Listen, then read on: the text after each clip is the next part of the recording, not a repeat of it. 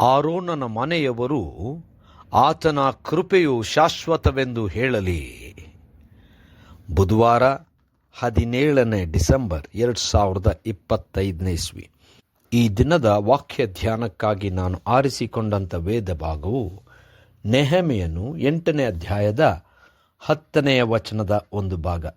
ಈ ದಿನವು ನಮ್ಮ ಕರ್ತನಿಗೆ ಪ್ರತಿಷ್ಠಿತ ದಿನವಾಗಿರುವುದರಿಂದ ವ್ಯಸನ ಪಡಬೇಡಿರಿ.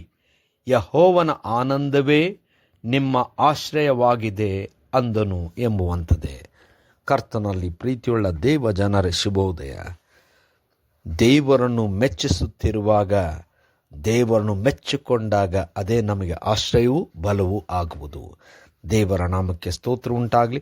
ಕರ್ತನಲ್ಲಿ ಪ್ರೇರೆ ಈ ವಾಕ್ಯ ಧ್ಯಾನ ಮಾಡೋಣ. ಈ ದಿನದ ವಾಕ್ಯ ಧ್ಯಾನದ ಶೀರ್ಷಿಕೆ ಯೆಹೋವನ ಆನಂದವು. ಕರ್ತನಲ್ಲಿ ಪ್ರಿಯರೇ, ಎಜ್ರನು ಅವರಿಗೆ ಸಿಕ್ಕಿದಂಥ ಆ ವಿಶೇಷವಾದಂಥ ದೇವ ವಾಕ್ಯ ಮತ್ತು ಧರ್ಮಶಾಸ್ತ್ರ ಅದನ್ನು ತೆಗೆದು ಓದುವಾಗ ಅವರೆಲ್ಲರೂ ಬಹಳಷ್ಟು ನೊಂದಂಥವರಾಗಿ ವ್ಯಸನದಿಂದ ಅಳಲಿಕ್ಕೆ ಪ್ರಾರಂಭ ಮಾಡಿದರು. ಅವರು ದೇವರಿಗೆ ವಿಧೇಯರಾಗದೇ ಇರುವುದು, ದೇವರಿಂದ ದೂರ ಹೋಗಿರುವುದು, ದೇವರ ಮಾತಿಗೆ ವಿರುದ್ಧವಾದಂಥ ಕಾರ್ಯಗಳು ಮಾಡಿರುವಂಥದ್ದನ್ನು ನೆನಪಿಗೆ ತಂದುಕೊಂಡು ಗೋಳಾಡಿದರು, ಅತ್ತರು. ಆ ಸಮಯದಲ್ಲಿ ನೆಹೆಮೀಯನು, ಎಜ್ರನು ಮತ್ತು ಹಿರಿಯರು ಅವರಿಗೆ ತಾವು ವ್ಯಸನ ಪಡುವಂಥದ್ದು ಅವರ ತಪ್ಪುಗಳನ್ನು ನೆನೆಸಿಕೊಂಡು ಅದು ಸರಿಯೇ ಹೌದು, ಆದರೂ ಈಗ ವ್ಯಸನ ಪಡುವಂಥ ಅಗತ್ಯ ಇಲ್ಲ. ಯಾಕಂದರೆ ನಾವು ಹಿಂತಿರುಗಿ ದೇವರ ಕಡೆಗೆ ತಿರುಗಿದಾಗ ಔತಣವನ್ನು ಆಚರಿಸಬೇಕು, ನಮ್ಮಲ್ಲಿ ಇರತಕ್ಕಂಥದ್ದನ್ನು ಮತ್ತೊಬ್ಬರಲ್ಲಿ ಹಂಚಿಕೊಳ್ಳಬೇಕು. ಅಷ್ಟು ಮಾತ್ರವಲ್ಲದೆ ದೇವರಿಗೆ ಮೆಚ್ಚುಗೆಯಾದಂಥ ಕಾರ್ಯ ಮಾಡುವಾಗ ಯೆಹೋವನ ಆನಂದವೇ ನಮ್ಮ ಆಶ್ರಯವಾಗುವುದು.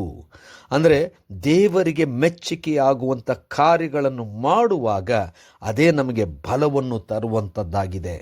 ಕರ್ತನಲ್ಲಿ ಪ್ರಿಯರೇ, ನಾವು ಈ ಹೊತ್ತು ಸಂತೋಷದಿಂದ ಉಲ್ಲಾಸದಿಂದಿರಬೇಕಾದರೆ ದೇವರ ವಾಕ್ಯಗಳನ್ನು ಕೇಳಿ ಪ್ರೇರೇಪಿತರಾಗಿ ಬದಲಾಗಿ ದೇವರ ಕಾರ್ಯವನ್ನು ಮಾಡುವಂಥವರಾಗಬೇಕು. ದೇವರ ಕಾರ್ಯ ಮಾಡುವಾಗ ದೇವರ ಆನಂದವು ನಮಗೆ ಆಶ್ರಯವಾಗುತ್ತದೆ, ಬಲವಾಗುತ್ತದೆ, ಸಾಂತ್ವನ ನೀಡುತ್ತದೆ. ದೇವರಿಗೆ ಮೆಚ್ಚುಗೆ ಆಗುವಂಥ ಕಾರ್ಯಗಳನ್ನೇ ಮಾಡೋಣ. ಕರ್ತನೇ ದಯಾಮಯ ಸ್ವಾಮಿ, ನಮಗೆ ಬಲ ಕೊಡು.